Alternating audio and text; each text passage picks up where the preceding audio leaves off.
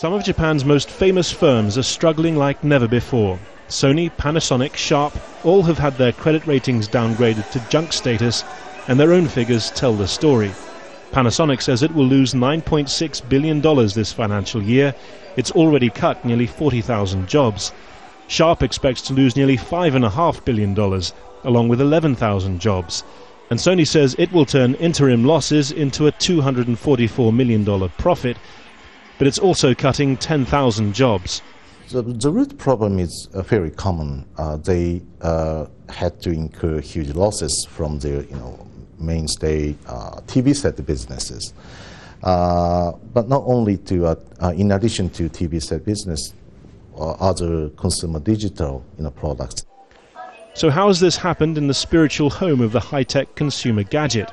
Partly it's the strong yen and competition from South Korea and China making Japanese products seem expensive by comparison, but another factor has been the historical over-reliance on the domestic market.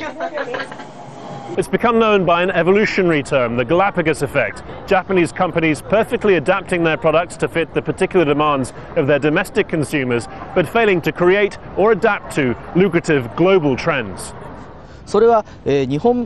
It was their strength to focus on the needs of the Japanese customers, who are right in front of them, and improve the products. But they took that to extremes, and so they ended up with products that don't sell anywhere else. But for some there's a competing theory that Japan needs to stop second-guessing what will sell and get back to the business of creating the inspirational. In other words, thinking bigger.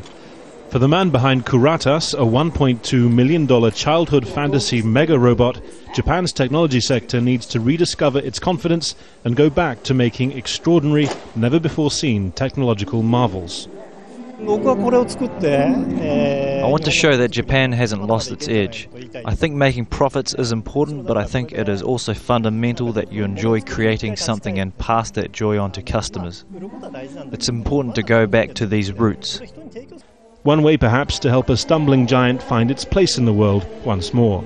Harry Fawcett, Al Jazeera, Tokyo.